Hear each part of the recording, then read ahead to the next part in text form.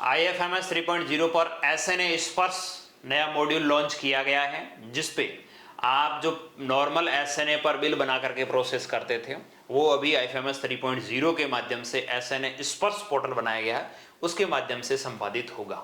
कई विभागों में पहले से चल रहा है, कईयों में धीरे धीरे इस बार इम्प्लीमेशन हुआ है। हो सकता है अगले साल से सभी जगह SNA की जगह पर SNA स्पर्श है वो लागू हो जाए। तो SNA स्पर्श पोर्टल पर आप लोग किस प्रकार से किसी बेनिफिशियरी या वेंडर को ऐड करते हैं, किस प्रकार से बिल अपलोड करते हैं, किस प्रकार से आप लोगों को बिल को बना करके उसे फॉरवर्ड करना होता है, उसको maker level, checker level, approver level, सभी जगह से किस प्रकार से आप काम संपादित करेंगे, अपन इस एक ही वीडियो के अंदर सारी प्रोसेस जानने का प्रयास करेंगे। वीडियो कुछ लंबा बनेगा, आप उसको एक बार तसल्लीपूर्वक देख लीजिएगा ताकि जो भी आपके डाउट्स है वो सारे क्लियर हो जाएं। मैं वीडियो प्रारंभ करूं उससे पहले छोटा सा निवेदन रहेगा मेरा, आप चैनल पे नए हो सब्सक्राइब अवश्य कर लीजिएगा। एक इन्फॉर्मेशन यहाँ ये भी देना चाहूँगा, हमारे द्वारा शिक्षा समाचार चैनल पर टेम्परेरी तौर पर वीडियो अपलोड नहीं कर पाने के कारण ये तकनीकी समस्या चल रही है यूट्यूब की, उस वजह से हमने एक नया चैनल क्रिएट किया है गजेंद्र बिश्नोई के नाम से, आप उसका भी विजिट अवश्य करिएगा। चलिए वीडियो प्रारंभ करते हैं। सबसे पहले आप लोगों को IFMS 3.0 पे लॉगिन होना है, जैसा हम लोग सैलरी वगैरह बनाने के लिए होते हैं वैसे के वैसे। जिनके भी SNA स्पर्श पोर्टल जोड़ा गया है उन लोगों के यहाँ पे आपको आगे बढ़ना है। इधर इसको आगे खिसकाएंगे तो यहाँ देखेंगे आपको इम्प्लीमेशन एजेंसी बनाया गया है, इम्प्लीमेंटिंग एजेंसी बनाया गया है, जिसमें आपको रोल असाइन यहाँ किया गया है। आपको इस पे क्लिक करना है, ना कि DDO ना कि HO किसी पे भी नहीं, ठीक है। इस पे आप क्लिक करेंगे तो यहाँ पे साथियों आपको एक नया काम करना होगा। वो क्या? वो आप लोगों को इस डिस्प्लेसमेंट इंजन इस पे क्लिक करना है। आप लोग जैसे ही इस पे क्लिक करते हैं तो इसके बहुत सारे ऑप्शन यहाँ पे कम दिख रहे हैं, हो सकता है इसके आप ऊपर ले जाएंगे वो ऑप्शन अभी आपको दिख जाएगा, लेकिन सहूलियत आपको ये रहेगी कि आप इस पे क्लिक करेंगे। इस पे जैसे ही क्लिक करते हैं तो देखेंगे इसके अंदर जितने भी ऑप्शन है वो सारे दिखते हैं। इसमें सबसे लास्ट के अंदर ऑप्शन जोड़ा गया है SNA स्पर्श, ठीक है। आप इस पे क्लिक करेंगे, SNA स्पर्श पे पहुंचेंगे तो SNA स्पर्श पर इन्होंने एक अच्छा और मुझे ठीक लगा ऐसा सिस्टम बना है कि लॉगिन होते ही शुरुआत के अंदर जो आपके HO हैं, जो हेड ऑफ ऑफिस हैं, उनके मोबाइल नंबर पे OTP जाता है। उसके बाद आगे आपको कहीं बिल फॉरवर्ड करते समय अलग अलग OTP लेने की आवश्यकता नहीं है। पहली बार जब आप लॉगिन होंगे तो यहां से आपको OTP डालना है। OTP डाल देंगे, OTP डालेंगे तो ऐसा ही आपको इंटरफेस खुलेगा जैसा IFMS 3.0 पे नॉर्मल सा खुलता है। सबसे पहले जो साथी पहली बार काम कर रहे हैं उनको सबसे पहले रोल असाइन करना रहेगा। कैसे करेंगे रोल असाइन मैं आपको दिखाना चाहूंगा। वही आपको ऑथराइजेशन के अंदर जाना है। यहाँ पे इतने सारे ऑप्शंस आ रहे हैं, इसके अंदर ऑथराइजेशन के अंदर साथियों यूजर रोल असाइनमेंट ये ऑप्शन आपको दिख रहा होगा। यूजर रोल असाइनमेंट इस पे क्लिक करेंगे तो आपके जो भी कर्मचारी हैं या जिन जिनका यहाँ मैपिंग हो रखा है उसमें क्या होगा, ये अप्रूवर तो HO ही रहेगा, यानी जो हेड ऑफ ऑफिस है उस कार्यालय का उसी को अप्रूवर रखना है, चेंज नहीं करना है। मेकर और चेकर आप चाहें तो आपके अन्य किसी कर्मचारी को भी बना सकते हैं, जैसे LDC UDC आपके अंडर जो भी काम करते हैं, लेकिन सहूलियत ये रहती है कि मेकर चेकर और अप्रूवर तीनों आप उसी रोल के अंदर असाइन कर लें ताकि आपको बार बार इधर इधर लॉग आउट लॉग इन होने की जरूरत नहीं पड़ेगी। लेकिन कई बड़े ऑफिसेज होते हैं जिनके अंदर अधिकारी या कर्मचारी ज़्यादा होते हैं, तो वो कोई कर्मचारी कोई काम देखता है तो वो उनको आप अलग अलग रोल असाइन कर सकते हैं, कहीं इश्यू नहीं आएगा। जैसे हमारी कंडीशन के अंदर हमारे स्कूल का मामला है तो हम प्रिंसिपल को ही सारा रोल असाइन कर रहे हैं और सबमिट कर रहे हैं। रोल असाइनमेंट हो जाएगा, कंफर्म करेंगे, ओके ये तीनों रोल असाइनमेंट हो गया। अब मेकर चेकर अप्रूवर बन गया। अब आपको सबसे पहले देखना होता है कि हमें कितनी स्वीकृति मिली हुई है, हम कितना पैसा कौन से हेड में से खर्च कर सकते हैं। वो कहाँ दिखेगा आपको? यहाँ पे दिखेगा IA इंफॉर्मेशन यानी इम्प्लीमेशन एजेंसी इंफॉर्मेशन। आप जैसे ही इस पे क्लिक करेंगे तो आपका एजेंसी का कोड, आपका स्कूल का नाम वगैरह वगैरह सब कुछ आ जाएगा। सेक्शन अमाउंट, आपको टोटली कितना अमाउंट सेक्शन हो चुका है, एलोकेटेड अमाउंट आपने कितना खर्च कर दिया है, एक्सपेंचर यहाँ कितना खर्च हुआ, सॉरी, उसके बाद बैलेंस आपके पास टोटली कितना बैलेंस में बचा है। आप बजट वाइज देखना चाहें तो यहाँ क्लिक हेयर पे क्लिक करेंगे तो बजट वाइज आपको कितना कितना पेमेंट मिला है, करंट टोटल लिमिट कितनी दी गई थी, करंटली आपके पास कितना पैसा बचा हुआ है, वो सारी चीज़ आपको यहाँ पे दिख जाएगी, ठीक है। और यहाँ पे आप यदि व्यू हिस्ट्री पे देखते हैं तो भी आप लोगों को यहाँ पे कब कब कहाँ से लिमिट आई है उन सभी का पता चलेगा, और वो लिमिट कब तक आपको खर्च करनी है, किस डेट को वो लिमिट डालेगी, सारी चीज़ें आपको दिखेगी। आप यहाँ आइए इंफॉर्मेशन पे क्लिक करते हुए एजेंसी के अंदर कितना पैसा पड़ा है वो सारी चीज़ें आप आराम से देख सकते हैं। ये देखने के बाद आपको तय करना है कि हमें पैसा खर्च करना है। उस कंडीशन में क्या होगा, सबसे पहले आपको यहां से रोल चेंज करना है। जब आप बिल बनाने की प्रक्रिया शुरू करें उस समय आपको क्या करना है, यहाँ सबसे पहले आपको मेकर रोल में काम करना है। बिल को कहां से बनाना है, मेकर रोल से। जैसे आप मेकर में जाएंगे तो वही वापस ऐसा इंटरफेस खुलेगा, यहाँ आपका रोल मेकर चेंज हो चुका। अब आपको ये बनाना है कि मुझे बेनिफिशियरी या वेंडर को जोड़ना है। आप बिना बेनिफिशियरी या वेंडर जो पहले से जुड़े हुए हैं ऐसे नहीं स्पर्श पोर्टल पर, उनको दोबारा जोड़ने की जरूरत नहीं रहेगी। चाहे ऑल ओवर राजस्थान के अंदर किसी भी द्वारा उस व्यक्ति को जोड़ दिया गया है तो हमें दोबारा जोड़ने की जरूरत नहीं, जैसा हम लोग एसएनए पे करते आ रहे हैं वैसा। अब जो कोई नया व्यक्ति है जिसको आप जोड़ना चाह रहे हैं तो आपको यहाँ पे इन्फॉर्मेशन पे क्लिक करेंगे तो यहाँ पे की प्रोफाइल जो पहले से ऐड है उनका दिखेगा, और पे रजिस्ट्रेशन जिनको नया जोड़ना है आप यहाँ पे रजिस्ट्रेशन पे क्लिक करेंगे तो यहाँ पे पे की कैटेगरी, दो तरह की कैटेगरीज आ रही है, वेंडर बनाना चाह रहे हैं या बेनिफिशियरी। मैं आपको थोड़ा इस तरह स्पष्ट करना चाहूंगा, वेंडर वो होता है जिससे हम लोगों ने कोई न कोई सामग्री खरीदी हो, परचेज किया हो, जिसके बदले हमें कुछ न कुछ मिला हो, वो वेंडर्स होते हैं। बेनिफिशियरी का मतलब ये हो गया, कई ऐसे होते हैं जिन्हें हमें गवर्नमेंट द्वारा एक बेनिफिशियरी के रूप में उनको जोड़ा जाए, जैसे CWSN की छात्र हैं जिनको आप छात्रवृत्ति के रूप में पैसा देते हैं वगैरह वगैरह, ऐसे कई बेनिफिशरीज होते हैं तो उनको आपको बेनिफिशियरी के अंदर ऐड करना होता है, और जो वेंडर्स हैं उनको वेंडर के अंदर ऐड करना होता है। सब कैटेगरी तो वो किस प्रकार का है, उसका पर्सनल अकाउंट है, कॉमर्शियल है, इंडस्ट्रियल है, स्मॉल बिजनेस है, स्मॉल स्केल इंडस्ट्रीज है या NGO है, किस तरह का वो है जिसे आप जोड़ रहे हैं। उसके पैन कार्ड नंबर, यहाँ पे आपको उसके पैन कार्ड नंबर डालने हैं, यदि हो तो, नहीं हो तो कोई जरूरी नहीं है। जिनका आप GST वगैरह पे कर रहे हैं, काट रहे हैं, उनको यहाँ पे पैन कार्ड नंबर डालने होते हैं, और जिनका GST उनको GST नंबर डालने होते हैं। जिनके GST नहीं है ऐसी फर्म को या ऐसे बेनिफिशियरी को आप दे रहे हैं तो आपको कैपिटल लेटर के अंदर GST के अंदर इस कॉलम के अंदर NA लिखना जरूरी है, वरना आगे शेयर नहीं होगा। यहाँ पे आपको पेई का नाम लिखना है, उसके मोबाइल नंबर डालने हैं, उसकी ईमेल ID डालनी है, उसका बैंक का IFSC कोड डालना है, तो बैंक का नाम और उसकी ब्रांच ऑटोमेटिकली आ जाएगी। उसको आपको अकाउंट नंबर डालना है। ये डालने के बाद आप लोगों को यहाँ पे उसका स्टेट सेलेक्ट करना है, डिस्ट्रिक्ट सेलेक्ट करना है, रूरल एरिया से है या अर्बन एरिया से है, उसका म्यूनसिपल कौन सा पड़ता है, वार्ड कौन सा पड़ता है, उसका फुली एड्रेस क्या है, उसका pin code, postal pin code क्या लगता है, और असेंबली यानी विधानसभा कौन सी लगती है जिस फर्म को आप भुगतान कर रहे हैं उसकी। ये होने के बाद आप यहाँ पे ऐड डॉक्यूमेंट्स के अंदर क्लिक कर सकते हैं। ठीक है, ऐड डॉक्यूमेंट के अंदर उसके संबंधित कोई आपके पास डॉक्यूमेंट्स हो, आपको एक न एक डॉक्यूमेंट अवश्य डालना चाहिए। हो सकता है उसका आपके पास बिल हो कोई खाली, तो बिल की डाल सकते हैं। उसका बैंक का कोई हो आपके पास, चेक बुक का फोटो वगैरह, तो वो आप कोई ना कोई एक डॉक्यूमेंट अवश्य डालिए। यहाँ पे देखेंगे जैसे डॉक्यूमेंट पे जाएंगे तो आधार, जन आधार कार्ड, आपको बहुत सारे ऑप्शंस दिख रहे हैं।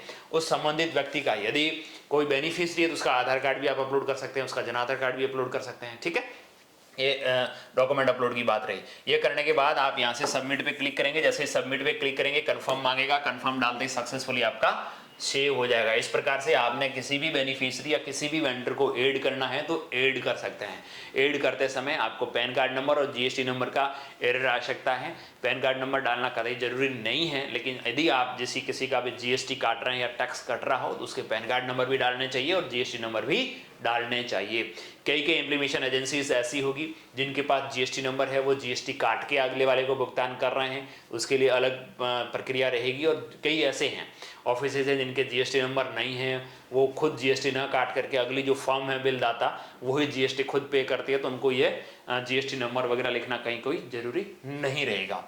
अब बात आएगी आपको, ये आपने बना दिया, अब हमें बनाना है बिल, अगले व्यक्ति को भुगतान करना फर्म को। तो आपको बिल प्रोसेसिंग का ऑप्शन दिख रहा होगा। बिल प्रोसेसिंग के अंदर आपको यही रोल है वो ध्यान रखना है, मेकर में रहना है। मेकर में रहते हुए आप लोग बिल क्रिएशन ऑप्शन दिखेगा, बिल क्रिएशन ऑप्शन आपके सामने शो होगा। इस बिल क्रिएशन ऑप्शन पे क्लिक करना है। जैसे ही बिल क्रिएशन ऑप्शन पे क्लिक करेंगे आपका एजेंसी का नाम आएगा, आपका DDO कोड आएगा, आपका स्कूल का नाम, यही जो एजेंसी उसका नाम आ जाएगा, आपका सब कुछ कोड वगैरह यहाँ से यहाँ तक सारी डिटेल्स ऑटोमेटिक आने वाली है। आपको बजट हेड सेलेक्ट करना है। बजट हेड सेलेक्ट करते समय आपको ध्यान रखना है कौन से हेड में स्वीकृति आ रखी है उसी हेड में से आपको पैसा खर्च करना है। यदि आप बजट हेड गलत सेलेक्ट करते हैं और आपका पैसा गलत हेड से उठता है तो फिर उसका आपको आगे जाके दिक्कत फेस करनी पड़ सकती है। तो ये बजट हेड आपका जो स्वीकृति आती है विभाग द्वारा उसमें स्पष्टता लिखे रहते हैं, या नहीं लिखे हो तो आप पता कर लें कि हमें कौन से बजट हेड से ये राशि है वो खर्च करनी है।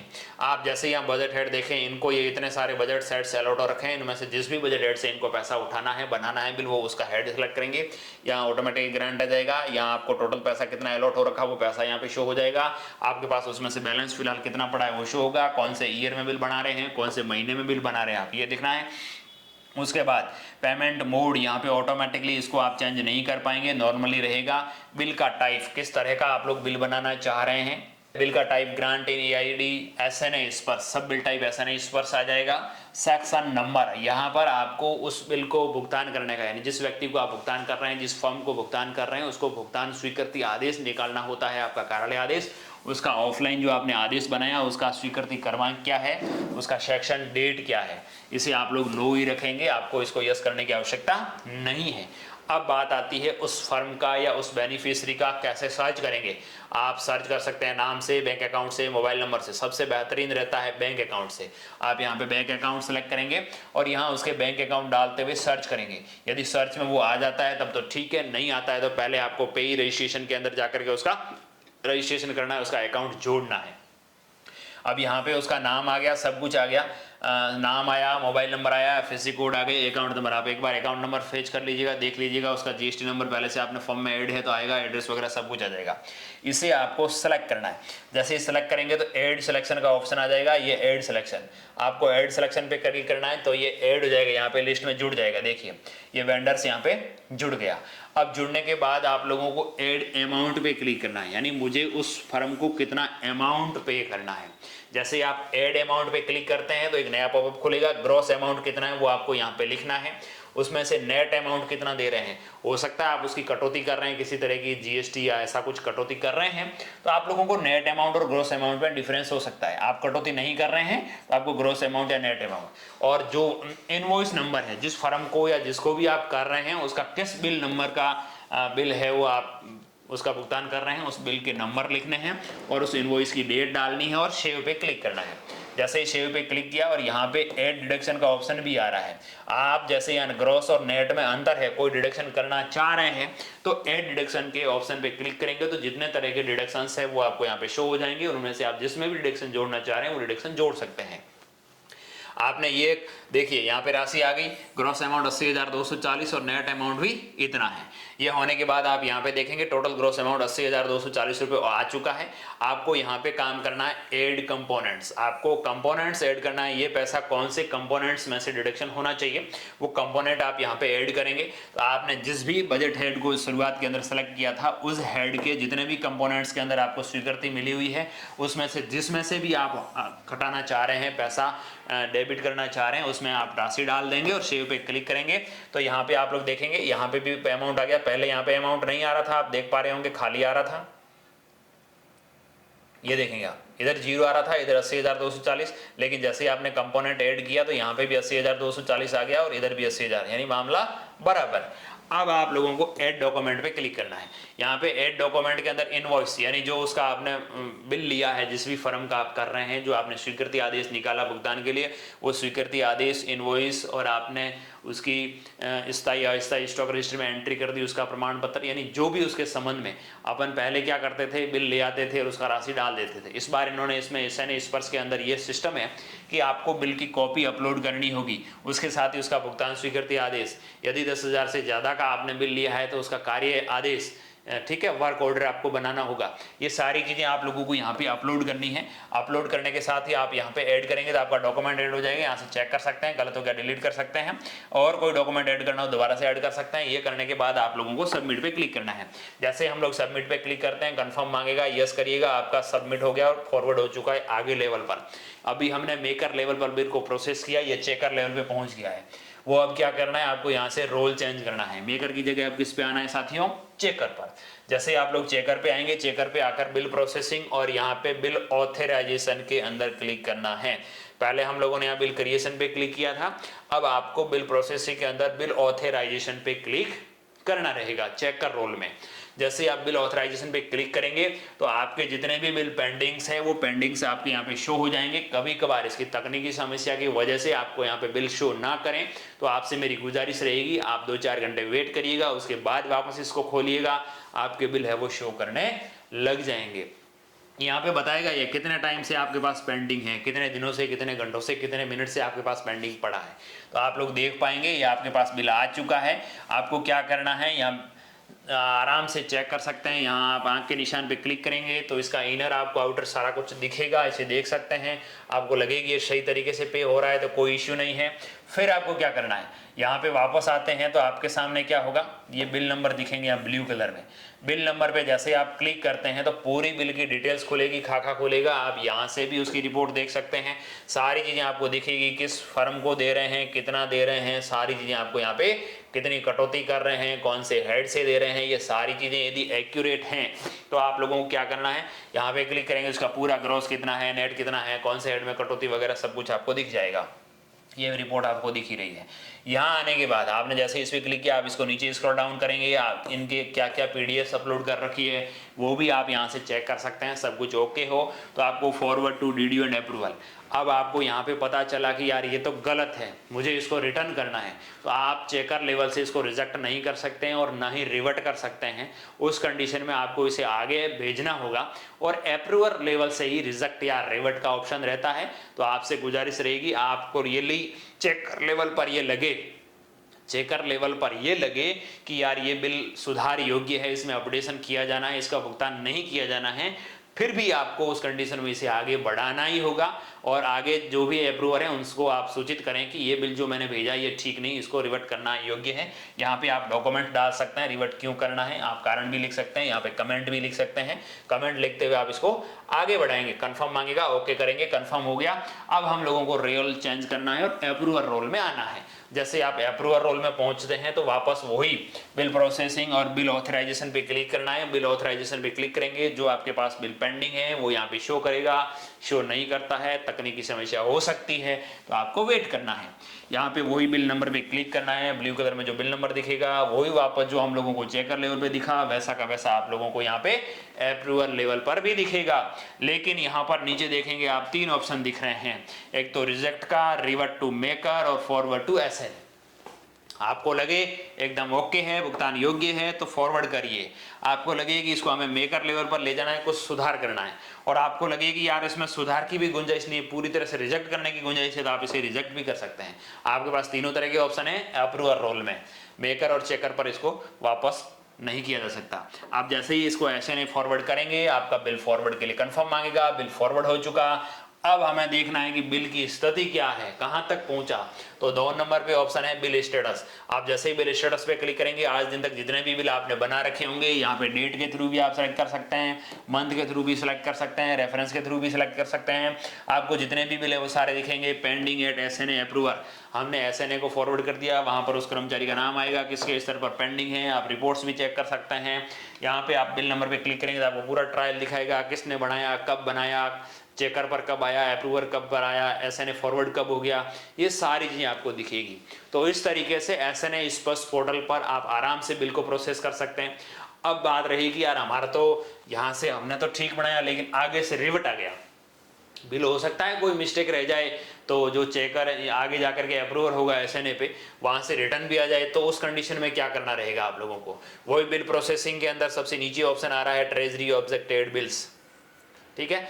बिल प्रोसेसिंग में ट्रेजरी ऑब्जेक्टेड बिल। अब ट्रेजरी ऑब्जेक्टेड बिल के अंदर आप क्लिक करेंगे तो आपके जो भी बिल ऑब्जेक्शन में होंगे उसके रीजंस लिखे होंगे, आप उसे डिलीट भी कर सकते हैं, आप उसे ठीक करके वापस पुनः भी भेज सकते हैं। वही मेकर लेवल पे आएगा, मेकर लेवल से सुधार होगा, वापस चेकर पे आएगा, फिर अप्रूवर पे आएगा, ठीक है। इस तरह से एसएनए पोर्टल से संबंधित जो एसएनए स्पर्श नया पोर्टल आया है, उस पोर्टल से संबंधित आपको कहीं पर भी डाउट लगे, कमेंट करके हमें सवाल कर सकते हैं, रिप्लाई करने का प्रयास करेंगे। एक बार पुनः आप सभी साथियों का बहुत बहुत धन्यवाद।